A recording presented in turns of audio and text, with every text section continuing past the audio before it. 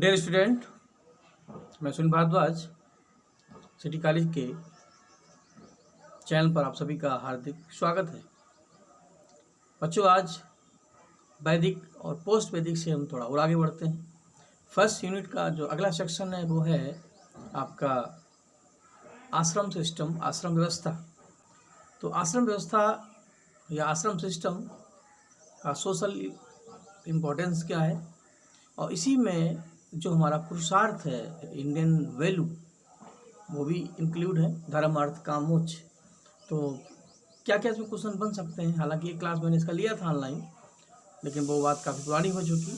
सबसे पहले हमें जानना पड़ेगा मीनिंग ऑफ आश्रम सिस्टम, आश्रम व्यवस्था का अर्थ क्या है। वैसे आपको प्रेजेंट भी करना होगा। और टाइप्स ऑफ आश्रम सिस्टम, इसके कितने प्रकार हैं, और इम्पोर्टेंस ऑफ आश्रम व्यवस्था का क्या महत्व है। बेसिक चीज़ें लगभग आपको पहले से ही पता है, लेकिन ये है कि फिर भी कुछ चीज़ें और सुन लीजिए और उसी तरीके से अपना एक कॉन्सेप्ट क्रिएट करिए। सबसे पहले मीनिंग ऑफ आश्रम सिस्टम। देखिए, ashram system is the one of the fundamental part of our Hindu social organisation. ये हमारे सामाजिक व्यवस्था का महत्वपूर्ण एक मौलिक कह सकते हैं क्षेत्र है, और वैदिक पीरियड में कोई व्यक्ति इससे बच नहीं सकता। जैसे आज हमें हवा, पानी और भोजन की आवश्यकता है, वैसे समाज के भी अपने कुछ मूल्य होते हैं, कुछ अपने संस्कार होते हैं, कुछ रिस्पॉन्सिबिलिटी होती है जिनको हमें फॉलो करना होता है। तो आश्रम सिस्टम वैदिक पीरियड का एक popular feature of Hindu social life, और इसका जो सबसे बेस्ट जो कह सकते हैं कॉन्सेप्ट मिलता है वो पोस्ट वैदिक पीरियड में मिलता है। ऋग्वैदिक पीरियड में आश्रम व्यवस्था उतनी ज़्यादा हिट और फिट नहीं थी, लेकिन पोस्ट वैदिक पीरियड तक आते आते जितने भी व्यक्ति थे वो आश्रम व्यवस्था के अकॉर्डिंग ही अपनी लाइफ का एक मैनेजमेंट करते थे, एक सिस्टम व्यवस्थित करते थे। इसका सबसे पहला प्रूफ, सबसे पहला प्रमाण जिस उपनिषद में मिलता है, उस उपनिषद का नाम है जावालो उपनिषद। जावालो उपनिषद फर्स्ट टाइम एक्सप्लेन आश्रम व्यवस्था इन पोस्ट वैदिक पीरियड। अब आते हैं आश्रम व्यवस्था होती क्या है। देखिए, जैसे हम लोग जर्नी करते हैं, यात्रा करते हैं, तो जैसे जाते हैं तो जगह जगह जैसे जैसे आगे बढ़ेंगे आपको अपनी जर्नी में, अपनी यात्रा में कुछ पड़ाव मिलते हैं, कुछ हॉल्टिंग स्टेज मिलते हैं, कुछ रेस्टिंग प्लेस मिलते हैं, कुछ माइलस्टोन मिलते हैं, कुछ मील के पत्थर भी मिलते हैं, और उसी से यात्रा हमारी थोड़ी सी इजी हो जाती है। जगह जगह हम ठहरते हैं। जीवन भी एक यात्रा है। Life is a journey. In this journey, in this visit, we choose some halting place या रेस्टिंग प्लेस। जीवन रूपी इस यात्रा में हम कुछ पड़ाव चुनते हैं, कुछ विश्राम स्थल चुनते हैं, जहाँ कुछ ठहराव होता है, वहीं पर आकर के अपनी यात्रा को हम आगे बढ़ाते हैं। तो जिंदगी का रंगमंच है जहाँ हम 100 साल की औसत आयु लेके चलते हैं। तो उसमें हमने 25-25 वर्ष के गैप पर 4 हॉल्टिंग स्टेज बनाए या रेस्टिंग प्लेस बनाए। और ये लाइफ का जो मैनेजमेंट है, ये क्यों किया? जिससे हम लाइफ के जो हमारे टारगेट हैं, जो हमारे पुरुषार्थ हैं, जो हमारी इंडियन वैल्यूज़ हैं, तो हमारे लाइफ में 4 पुरुषार्थ भी हैं जो उस काल में भी थे, आज भी हैं, लेकिन आज उनका उतना इम्पोर्टेंस नहीं है। धर्म, अर्थ, काम, मोक्ष, ये हर व्यक्ति के टारगेट हैं जिसको उसको इसी लाइफ में पूरा करना है। तो इसीलिए आश्रम व्यवस्था और पुरुषार्थ का एक ज़बरदस्त इंटर रिलेशन है, दोनों में क्लोज संबंध है। तो इस आधार पर आश्रम व्यवस्था व्यक्ति और समाज के बीच में एक बैलेंस क्रिएट करता है, a balance platform between person and society.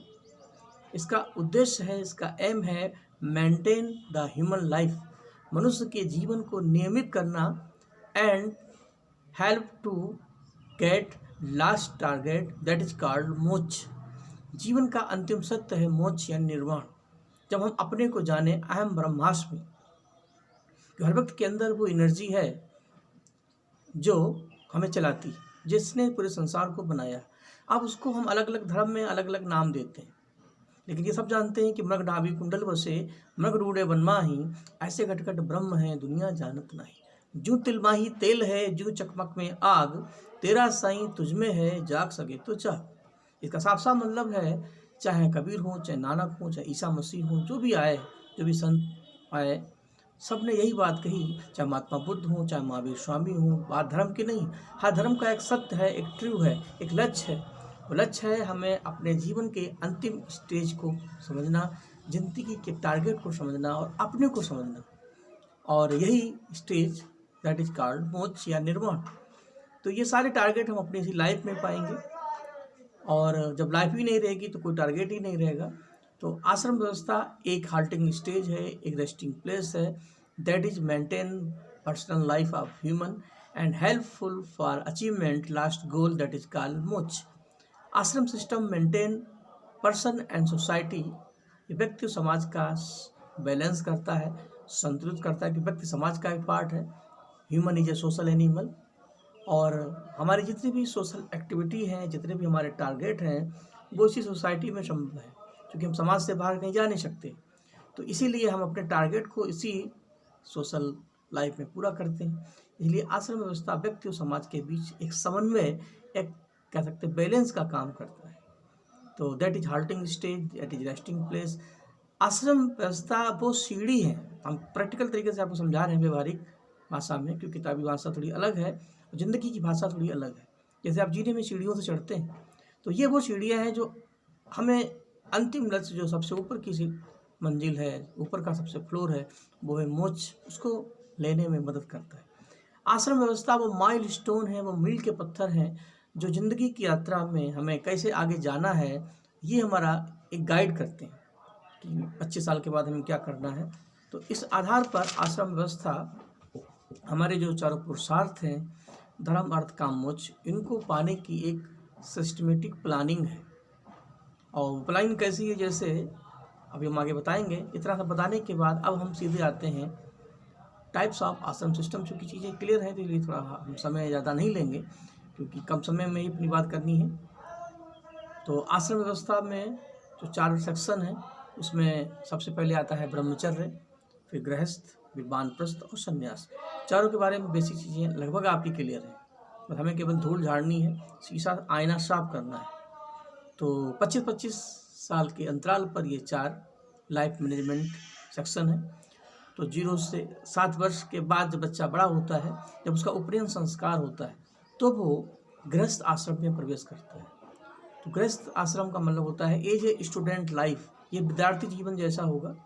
और गृहस्थ व्यवस्था में, ब्रह्मचर्य अवस्था में, इसको बोलते हैं ब्रह्मचर्य स्टेज, ये स्टेज 7 ईयर प्लस से स्टार्ट होती है। और उपनयन संस्कार होता है, इसलिए इसको उपनयन संस्कार स्टेज या स्टूडेंट लाइफ स्टेज भी कहते हैं।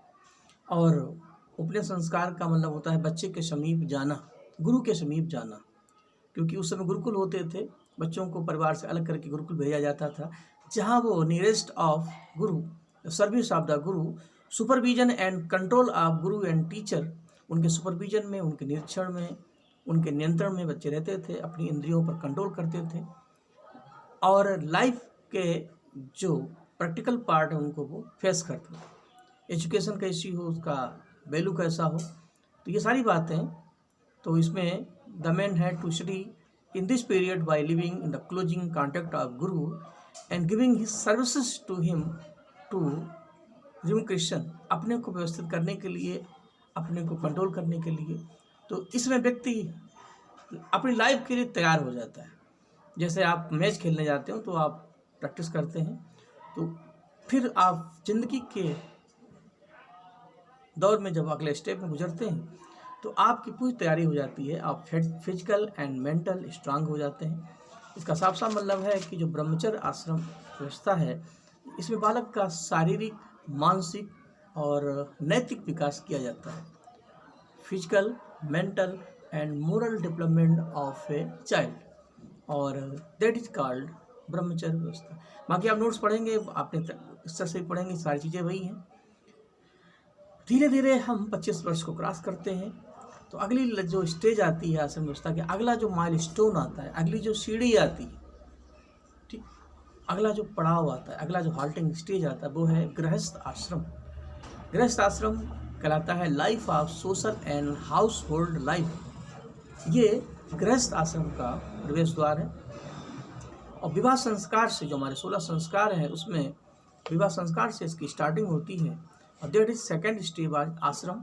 Eight this stage which started from 25 to 15 year of age. तो इसमें जो भी व्यक्ति हैं उनके कुछ अपने ह्यूमन रिसोर्सेज या कह सकते हैं रिस्पॉन्सिबिलिटी होती हैं जिनको पूरा करना होता है। तो ये एक रिस्पॉन्सिबिलिटी लाइफ है और सबसे मेन हमारा जो पुरुषार्थ है वो इसी में कंप्लीट होता है। गृहस्थ आश्रम में ब्रह्मचर्य में जो हमारे 4 पुरुषार्थ है उसमें सबसे पहला है धर्म। धर्म का मतलब होता है ट्रू यानी सत्य। हर धर्म का एक अपना टारगेट होता है, उद्देश्य होता है। और ब्रह्मचर्य स्टेज में हमें हर धर्म का जो मूल तत्व है, जो सत्य है, उसको जानने की कोशिश की जाती है। बच्चों को बताया जाता है कि राहें भले अलग अलग हों, मंजिल सबकी एक है। धर्म चाहे कोई भी हो, रास्ते अलग अलग हैं लेकिन सबका मालिक एक है। नदियाँ अलग अलग हैं लेकिन एक ही समुद्र में आके मिल जाती हैं। तो ये सत्य है, चाहे जैन धर्म हो, चाहे बौद्ध धर्म हो, चाहे ईसाई हो, चाहे सिख हो, चाहे हिंदू हो, चाहे मुस्लिम हो, सबका एक ही धर्म है, सबका एक ही सत्य है, अपने को जानना। माध्यम तरीके सबके अलग अलग हैं। तो यही चीज़ यहाँ पर भी है। तो इसकी प्रैक्टिकल नॉलेज बच्चों को सैद्धांतिक तरीके से ब्रह्मचर्य आश्रम में मिलती है। लेकिन जब व्यक्ति गृहस्थ आश्रम में एंट्री करता है तो वो एक हाउस होल्ड लाइफ को कवर करता है। इसमें वो अपने 3 पुरुषार्थ कवर करता है। यानी इस 25 से 50 की स्टेज में धर्म, यानी वो धर्म को तो फॉलो ही करता है, धार्मिक क्रियाएं करता है, जैसे कीचड़ में कमल खिलता है। तो वो जो भी उसकी आस्था है, पूजा करता है, सारे धार्मिक कार्य करता है। उसके साथ ही अर्थ और काम, क्योंकि ज़िंदगी का जो बेस है वो अर्थ है, क्योंकि उसके कुछ अपनी लायबिलिटी होती है, बच्चों को पढ़ाना, कुछ लोन होते हैं, कुछ ऋण होते हैं, जैसे माता पिता के प्रति पितृ ऋण, जो माता पिता की सर्विस करना, गुरु के साथ जो आपने ऋण दिया है वो ऋषि ऋण, और देवताओं के प्रति देव ऋण। तो इसी तरीके से लाइफ में मनी का इम्पोर्टेंस है। उसके लिए हम धनार्जन करते हैं। तरीके चाहे कोई भी हो, चाहे हम कृषि करें, चाहे सर्विस करें, चाहे उद्योग करें, ज़िंदगी को चलाने के लिए, लाइफ सेटल करने के लिए अर्थ का इम्पोर्टेंस है, इसलिए अर्थ भी इसमें है। अगला है काम यानी सेक्स। व्यक्ति की जो शारीरिक आवश्यकताएं हैं उनकी पूर्ति के लिए गृहस्थ आश्रम में ये भी एक पुरुषार्थ है। परिवार को आगे बढ़ाने के लिए, अपनी संतति को आगे बढ़ाने के लिए जरूरी होता है कि व्यक्ति वैवाहिक जीवन में प्रवेश करे और अपने इस पुरुषार्थ को भी कृतार्थ करे, जिससे उसकी भी वंशावली आगे बढ़े। और इसी आधार पर ये भी सब गृहस्थ आश्रम के ही महत्वपूर्ण स्टेप हैं। धीरे धीरे 50 साल क्रॉस हो जाते हैं। व्यक्ति सांसारिक रिस्पॉन्सिबिलिटी से अपने को फ्री कर देता है। जो उसके बच्चे हैं वो लायबिलिटी से फ्री हो जाते हैं, वो भी अपनी रिस्पॉन्सिबिलिटी को समझते हैं। व्यक्ति इकोनॉमिकल लेवल पर भी स्टेबिलिटी हो जाता है, परिवार उसका सेटल हो जाता है, ये माना जाता है।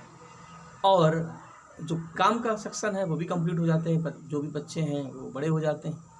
अब अंतिम टारगेट जो है, जो सबसे मेन टारगेट है, वो है मोक्ष। तो उसके लिए व्यक्ति जरूरी होता है अब संसार से थोड़ा सा अपने को अलग करे और थोड़ा सा इंटरनल हो, आध्यात्मिक हो। इहलोक से परलोक की यात्रा है वानप्रस्थ और संन्यास। तो अब अगले स्टेप में हम वानप्रस्थ आश्रम में चलेंगे।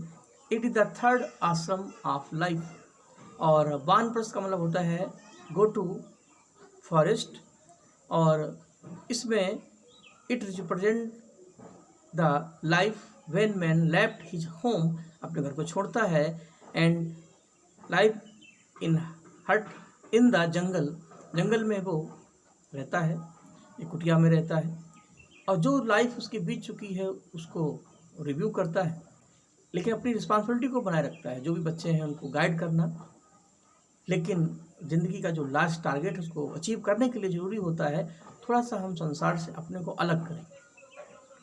और उसी में एक जंगल में एक जो सादगी वाली एक सिंपल लाइफ है उसको क्रिएट करना। लाइफ जंगल में जो वेजिटेबल हैं, जो फ्रूट्स हैं, उनको खाना। थोड़ा सा विलासता वाली लाइफ, जो लग्जरी लाइफ है, उसको ड्रॉप करके एक सिंपल और प्योरिटी वाली लाइफ को क्रिएट करना। ये जब आप करेंगे तब आप अंतिम स्टेज संन्यास के लिए बिल्कुल तैयार हो जाते हैं। तो लास्ट स्टेज है संन्यास। इस स्टेज में हम ये जान जाते हैं कि केवल व्यक्ति और उसकी जो एनर्जी है, जो उसकी सौल आत्मा है, वही मेन है। हम अपने को जानने की कोशिश करते हैं। तरीके कोई भी हो सकते हैं, चाहे वो मेडिटेशन के द्वारा, चाहे किसी माध्यम से, भक्ति के माध्यम से, लेकिन व्यक्ति अपने को जानता है। और जब वो जान लेता है तो वो इसी लाइफ में मोक्ष पा लेता है। जैसे महात्मा बुद्ध की बात करें, उन्होंने इसी लाइफ में ज्ञान अचीव किया। तो इस आधार पर जैसे जैसे उनकी लाइफ कंप्लीट हुई तो संसार से विदा हो गए। तो दो तरीके की मुक्ति होती है, जीवन मुक्ति और विदेह मुक्ति। जीवन मुक्ति का मतलब होता है हम इसी लाइफ में रहते हुए अपने को जान लेते हैं, अहम ब्रह्मास्मि।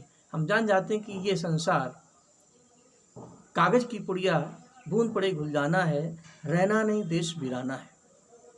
तो इस आधार पर जब हम जान जाते हैं कि ये संसार जो है ये, इसमें लोग आते और जाते हैं, लेकिन हम अपने को जानते हैं, और जब वो जान लेते हैं तब हमें इसी जीवन में मुक्ति मिल जाती है। दैट इज कॉल्ड जीवन मुक्ति।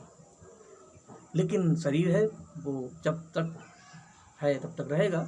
तो इस आधार पर जब हम उस लाइफ से अपने को ड्रॉप कर लेते हैं और हमारी जो शाउल है, आत्मा है, वो उस एनर्जी में मिक्स हो जाती है, जैसे बूंद समुद्र में मिल जाती है। कबीरदास की लैंग्वेज में समझाएं, फूटा कुंभ जल जल ही समाना। एक मिट्टी का घड़ा होता है, उसके अंदर भी पानी होता है और घड़ा समुद्र में मूवमेंट कर रहा है, तैर रहा है। तो ये हम लोगों का शरीर भी मिट्टी का ही तो है। शीत जल पावा गगन समीरा। उसके अंदर जो पानी है वो as a soul, as a energy है जो हम लोगों के अंदर है, सांसों का आना जाना जो हमें एनर्जी देती है। किसी कारण वो घड़ा जब टूटता है, फूटता है, तो वो पानी जो अंदर की एनर्जी है, ओशन से, ocean the symbol of God, the symbol of nature, उससे मिल जाता है। तो हम जा ही नहीं पाते कौन कहाँ पर, सब एक हो जाते हैं। ये है आपका मोनोथिज्म, एकेश्वरवाद। तो इस आधार पर यही लाइफ है, यही ज़िंदगी की फिलॉसफी है। जो आया है वो जाएगा। तो ये सारी बातें अगर हम इस लाइफ में समझ लेते हैं और अपने को जान लेते हैं तो यही मोक्ष है, ये निर्वाण है, ये ज़िंदगी का सच है। तो यही है संन्यास स्टेज। कुल मिलाकर के जो बात पोस्ट वैदिक पीरियड से स्टार्ट हुई, उसकी कुछ वैल्यू आज भी व्यक्ति धर्म को फॉलो करता है, अर्थ को फॉलो करता है। काम लाइफ का एक अहम पार्ट है और मोक्ष लाइफ का सबसे अहम पार्ट है।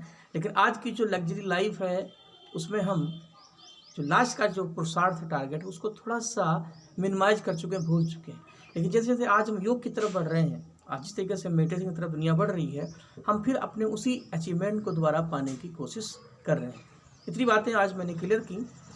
अब लास्ट सेक्शन जो बचता है वो है इम्पोर्टेंस ऑफ आश्रम व्यवस्था। इसका महत्व क्या है? तो इसके महत्व में 2-4 पॉइंट है, मैं ओरल बोल देता हूँ जिससे हम इससे आपको फ्री कर दें। तो इसका सबसे पहला जो इम्पोर्टेंस यही है कि डेवलपमेंट ऑफ पर्सनल लाइफ, इससे व्यक्तिगत जीवन का विकास होता है। आप चाहें तो जब वीडियो सुने तो पेन कापी लेकर बैठे, जो चीज़ें लिखने वाली हैं उनको लिखते चलें, जो कुछ सारी चीज़ें इस नोट्स में नहीं होंगी।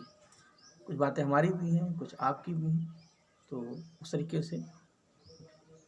तो डेवलपमेंट ऑफ पर्सनल लाइफ, व्यक्ति की लाइफ का विकास होता है, क्योंकि उसकी लाइफ एक सिस्टमेटिक तरीके से होती है। हम जीवन का एक बेस्ट प्रबंधन करते हैं, मैनेजमेंट करते हैं, उसी तरीके से अपनी लाइफ को एक आकार देते हैं, एक प्लेटफॉर्म देते हैं। आश्रम व्यवस्था is the base of social life. अगला पॉइंट है नंबर 2, ये सामाजिक जीवन का आधार है। क्योंकि व्यक्ति, human is a social animal, we are the part of society. तो हमारे जो अपने टारगेट हैं वही समाज के टारगेट हैं। समाज हमारे टारगेट को पाने का एक सिंबल है, एक प्लेटफार्म है। तो that is the base of social life, ये सामाजिक जीवन का आधार है। तीसरा पॉइंट बनेगा हेल्पफुल इन मेंटल स्टेबिलिटी, ये मानसिक स्थिरता में सहायक है। आप जब को पता चल जाता है कि ये हमारा टारगेट है, ये हमारे गोल हैं और हमारे पास 100 वर्ष हैं, तो हम जब चीज़ों को मैनेजमेंट कर लेते हैं तो मानसिक रूप से हम स्ट्रांग हो जाते हैं। आप अगर एक सिस्टमेटिक लाइफ जीते हैं, व्यवस्थित लाइफ जीते हैं, तो ऑटोमेटिकली आपकी पर्सनालिटी में मानसिक दृढ़ता, स्थिरता आ ही जाती है। आप अगर अस्त व्यस्त हैं, कोई प्लान नहीं है, तो ऐसी स्थिति में आप अंदर से भी और बाहर से भी दोनों तरीके से स्टेबल नहीं होंगे, स्थिर नहीं होंगे, और ज़िंदगी में जो भटकाव है वो बना रहेगा। तो हेल्पफुल इन मेंटल स्टेबिलिटी, मानसिक स्थिरता में या दृढ़ता में ये सहायक होता है। फीलिंग ऑफ पब्लिक वेलफेयर, इसमें लोक कल्याण या सामूहिक कल्याण की भावना होती है। क्योंकि जब हम अपने टारगेट को पाते हैं तो जायज़ बात है हम सामाजिक वेलफेयर को भी इम्पोर्टेंस देते हैं, क्योंकि व्यक्ति अपने टारगेट को तो पाता है लेकिन समाज में रहता है तो उसको देख करके बाकी लोग भी मोटिवेट होते हैं। जैसे महात्मा बुद्ध ने जब नॉलेज को, ज्ञान को पाया, तो ऐसा नहीं कि वो सेल्फ उसको पा करके सेपरेट हो गए, अलग हो गए। उन्होंने कहा कि जिस नौका से, जिस बोट से हमने इस भव सागर को पार किया है, इस ओशन को पार किया है, लाइफ रूपी ओशन को, तो हम चाहते हैं कि उसी बोट को तोड़ा ना जाए, उसको ब्लॉक ना किया जाए, बाकी लोग भी जो इस रास्ते पे चलना चाहते हैं वो भी आए। यानी उन्होंने जो जाना बाकी लोगों को भी बताया, किसी विषय की मुझे अगर नॉलेज है, ये नहीं कि हम उसको अंदर भर रहे हैं। किसी बीज को आप बोरे में डाल देंगे तो वो, किसी थैले में रख देंगे तो वो किसी काम का नहीं, उसमें फर्टिलाइजेशन की संभावना है, पॉसिबिलिटी है, लेकिन अगर आप उसको सही तरीके से लगाएंगे तो उसमें से भी कोई बीज, कोई प्लांट निकलेगा। तो ये भी जो ज्ञान का बीज है, जब आप इसको बोएंगे तो बाकी लोगों को भी फायदा होगा। इसलिए बौद्ध धर्म में 2 ग्रुप मिलते हैं, हीन यान और महायान। तो महात्मा बुद्ध का जो कॉन्सेप्ट था वो महायान का था, सर्वे भवन्तु सुखिनः सर्वे सन्तु निरामयाः, हमारा भी कल्याण हो, बाकी लोगों का भी कल्याण हो। और यही हमारी फिलॉसफी है, यही हमारी कल्चर है। तो इसमें सामाजिक कल्याण, एक पब्लिक वेलफेयर का कॉन्सेप्ट है, क्योंकि बिना एक दूसरे की हेल्प के हम कोई काम कर नहीं सकते। तो इसलिए ज़रूरी हम समाज में रहेंगे तो हमारे भी टारगेट पूरे होंगे और समाज के भी हमारे माध्यम से पूरे होंगे। Helpful in social, mental and moral development, ये सामाजिक, नैतिक और मानसिक विकास में सहायक है। हमारा सोशल डेवलपमेंट तो होता ही, मोरल डेवलपमेंट भी होता है। जब आप गृहस्थ आश्रम में जाएंगे, उससे पहले संन्यास बान ब्रह्मचर्य में जाएंगे, तो आप ऑटोमेटिकली, आपकी इंद्रियों पर कंट्रोल होगा, आप लाइफ की तैयारी पहले से कर चुके होंगे। और जैसे क्रिकेट में पिच तैयार हो जाती है, फिर आप उस पर जब खेलते हैं तो ऑटोमेटिकली हम तैयार हो जाते हैं। तो जो ब्रह्मचर्य है वो जीवन की पिच को तैयार करने की तैयारी है। फिर गृहस्थ आश्रम में हम उस पर खेलते हैं, फिर धीरे धीरे हम अपने मैच को आगे बढ़ाते हैं। इसी ब्रह्म आश्रम व्यवस्था का अगला इम्पोर्टेंस है डेवलपमेंट ऑफ ह्यूमन कैरेक्टरिस्टिक्स, या कह सकते हैं नेचर, या डेवलपमेंट्स ऑफ ह्यूमनिज्म, या कह सकते हैं मानवतावाद का विकास होता है। ह्यूमन के जो कैरेक्टरिस्टिक्स हैं, जो उसके गुण हैं, उनका विकास होता है। मानवतावादी गुणों का विकास, डेवलपमेंट्स ऑफ ह्यूमनिज्म, जो कैरेक्टरिस्टिक्स हैं जैसे मर्सी है, दया है, त्याग है, सर्विस सेवा है, कम्युनिज्म है, सेकुलरिज्म है, सहिष्णुता है, इक्वलिटी समानता, लिबर्टी स्वतंत्रता, जितनी भी वैल्यूज हैं ये अपने आप डेवलप हो जाती हैं। तो क्योंकि व्यक्ति जानता है कि we are the part of society, और प्योरिटी, पवित्रता, सिंपल, समानता, सरलता, ये लाइफ के अचीवमेंट हैं।